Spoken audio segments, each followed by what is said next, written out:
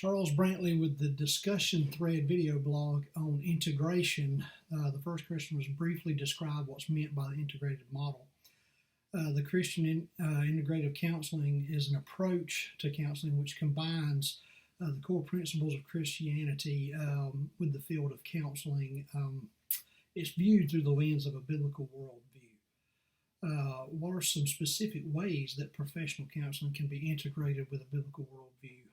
One is just exemplifying the nature of Christ and through the character which the counselor displays by exemplifying patience, kindness, humility, trust, hope, and perseverance.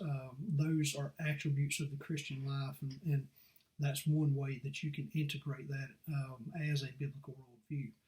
How do you view how do your views align with an integrative model? Well, I believe that the Bible tells us everything we need to know, but it doesn't tell us everything there is to know, particularly in the field of psychology and counseling. I believe there are situations we may face that aren't directly addressed in Scripture. So I believe that subsequent authors and theologians have been gifted of God to help instruct us with knowledge guided by understanding in this situation. If we're to be approved for what we do, we need to study for it. What challenges do you foresee in using the Christian integrated model? One of the challenges is that many people believe that as a Christian you should only use just the Bible. But another challenge is that many clients won't accept a Christian worldview. So this is where a method of communication and relation must be learned and proven. How might code A4B relate to me as a professional counselor? It was a tough one. It presents an opportunity for me to grow as a personal counselor while challenging me as a Christian counselor.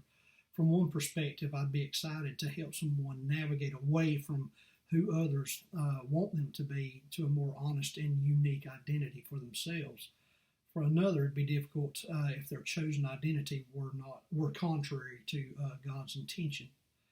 And about strategies that I might engage to keep from imposing my own values on others. One would be active listening.